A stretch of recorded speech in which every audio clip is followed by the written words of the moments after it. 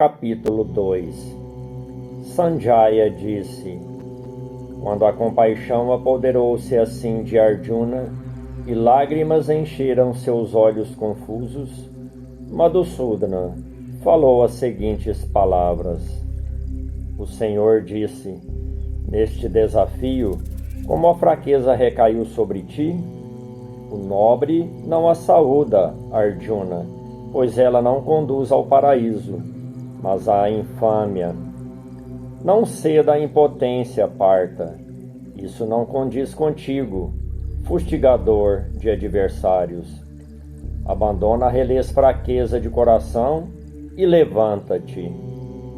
Arjuna disse: Bhishma e Drona merecem meu respeito, Madhusudana. Como os posso contra-atacar com flechas em batalha, ó matador de inimigos? Melhor é viver de mendicância neste mundo do que matar semelhantes mestres, pois eu viveria de espólios manchados de sangue por matar tais mestres consideravelmente nobres, embora cobiçem lucro. Nem sabemos o que mais nos vale a pena, subjugá-los ou sermos subjugados por eles. Os filhos de Dhritarashtra estão diante de nós. Matando-os, não desejaremos viver. A piedade equivocada enfraqueceu minha natureza. Confuso quanto ao dever, eu te pergunto: o que seria o bem definitivo? Dize-me, sou teu discípulo. Ensina-me, pois estou entregue a ti. Não vejo o que poderia dissipar o pesar que está secando-me os sentidos.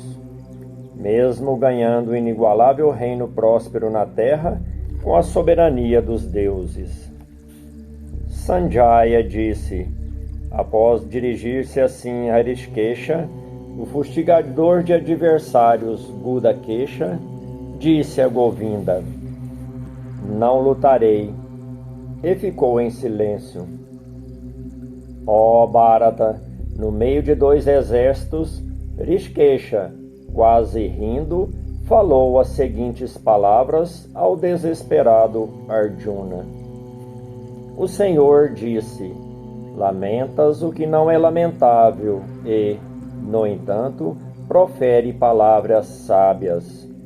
Pessoas instruídas não se lamentam nem pelos que partiram, nem pelos que não partiram. Jamais eu não existi, ou tu, ou estes governantes do povo. Tampouco deixaremos de existir em algum momento. No corpo, a alma corporificada experiencia infância, juventude e velhice. Do mesmo modo, o indivíduo obtém outro corpo. Isso não confunde o sábio. Kaunteya, contatos materiais, assim como calor e frio, dão prazer e dor. Impermanentes, vêm e vão. Tolera-os, Bharata. Ó melhor dos homens, uma pessoa sábia, equânime na dor e no prazer, imperturbável por esses contatos, ganha a imortalidade. O irreal não tem existência. O real não tem não existência. Com efeito, observadores da verdade enxergam a certeza de ambos. Toma conhecimento do indestrutível que permeia tudo isto. Ninguém pode destruir aquilo que não perece. Afirma-se que os corpos da alma corporificada eterna, indestrutível e imensurável se acabam. Portanto, Bharata, luta. Nem quem pensa que a alma mata, nem quem pensa que ela morreu, tem compreensão. A alma nem mata, nem é morta. A alma nunca nasce e nunca morre. Tendo existido, jamais deixará de existir. Não nascida, eterna, perpétua, primordial, ela não morre quando o corpo morre. Partha, ciente de que a alma é indestrutível, eterna, não nascida e imperecível, como pode alguém matar e quem ela mata ou faz com que mate? Assim como o indivíduo veste roupas novas após descartar as que estão velhas, a alma corporificada, da mesma forma, após descartar corpos velhos, veste novos.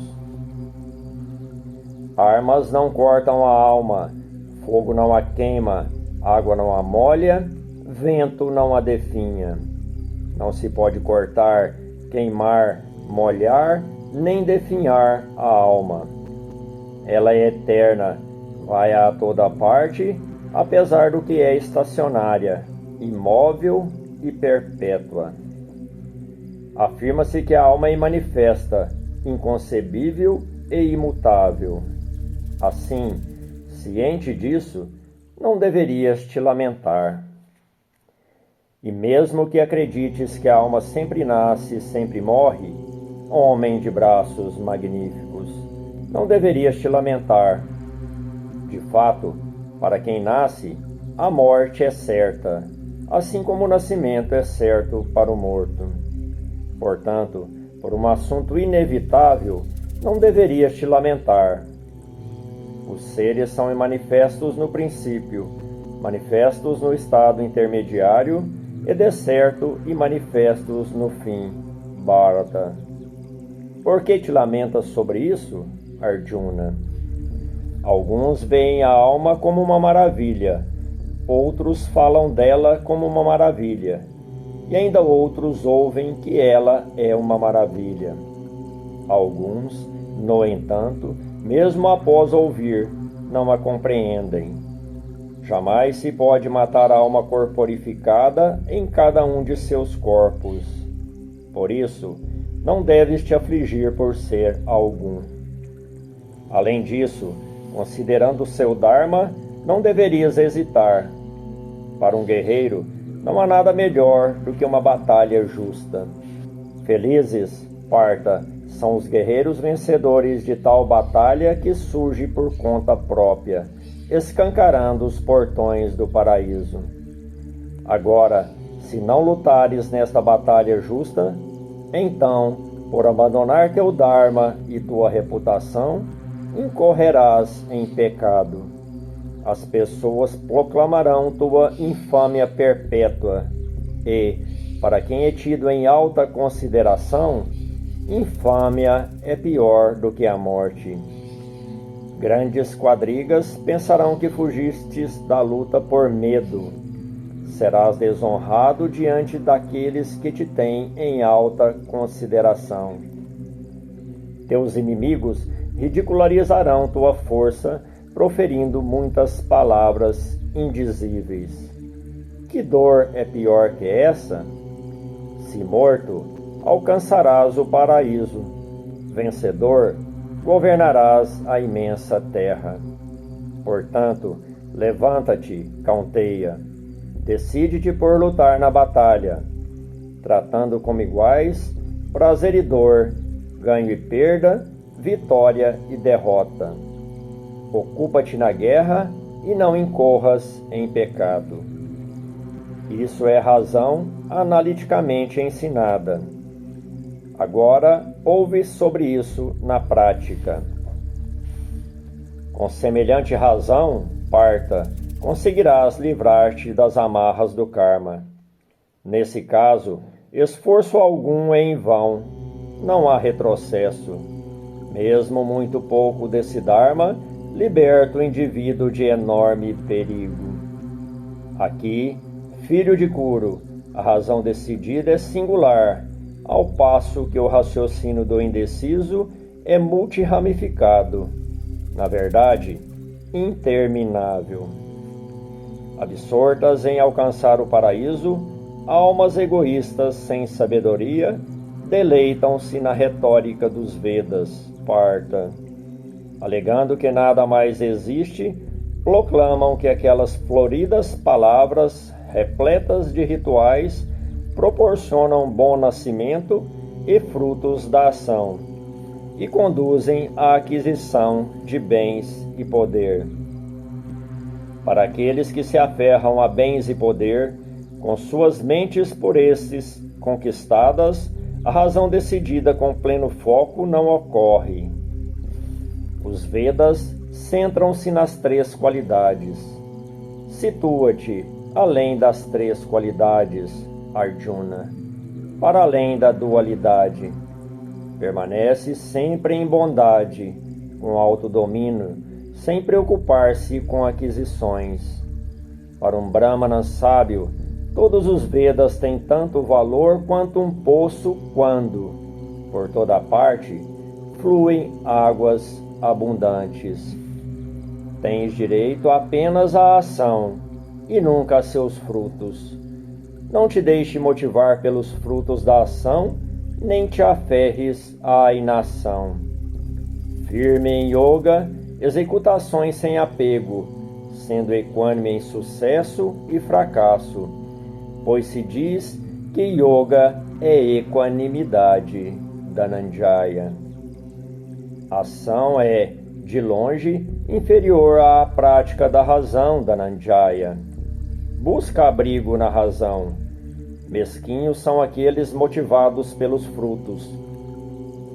Conectado à razão, o indivíduo abandona, nesta vida, tanto a ação boa quanto a ação má. Sendo assim, prepara-te para o yoga. Yoga é maestria nas ações.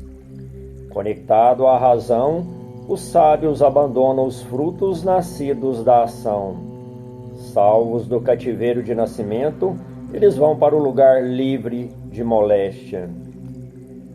Quando tua razão transpuser o matagal da ilusão, ficarás indiferente ao que foi ouvido e ao que se há de ouvir.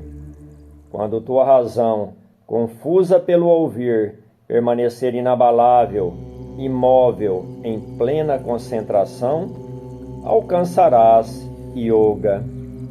Arjuna disse: Keshava, qual é a linguagem de alguém firme em sabedoria, fixo em plena concentração? O que fala alguém de mente estável, e porque fica ou se vai? O Senhor disse: quando o indivíduo, satisfeito pelo eu apenas no eu, rejeita todos os desejos egoístas da mente, parta. Declara-se que ele possui firme sabedoria. Livre de paixão, medo e ira, com a mente imperturbável perante misérias, aquele que não mais anseia por prazeres é considerado um sábio de mente estável. A sabedoria está solidamente fixa naquele que é impassível em toda parte, quer deparando-se com o bem, quer com o mal, que não se deleita nem despreza. A sabedoria está solidamente fixa naquele que retira por completo os sentidos de seus objetos, assim como a tartaruga recolhe seus membros. Os objetos dos sentidos afastam-se da alma corporificada que se abstém deles, mas o gosto permanece. No entanto, até o gosto cessa ao se enxergar algo melhor. Kaunteya, mesmo que uma pessoa inspirada se empenhe, os sentidos turbulentos arrastam a mente à força. Controlando todos esses sentidos, ela deve permanecer conectada, devotada a mim. A sabedoria está solidamente fixa naquele que regula os sentidos. Quando uma pessoa contempla os objetos dos sentidos, surge apego a eles. O desejo brota do apego e do desejo nasce a ira. Da ira vem a confusão, da confusão a perda de memória, da perda de memória a destruição da razão. Pela destruição da razão, o eu se desvanece. Empregando os objetos dos sentidos com sentidos autocontrolados, livre de deleite e ódio, a alma consumada alcança clareza.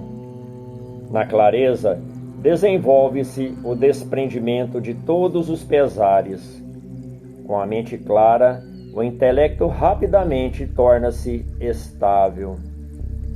O desconectado não raciocina, o desconectado não se concentra, o desconcentrado não tem paz. E para quem não está em paz, onde está a felicidade? Com efeito, enquanto os sentidos vagueiam, aquele sentido ao qual a mente se entrega rouba a sabedoria do indivíduo.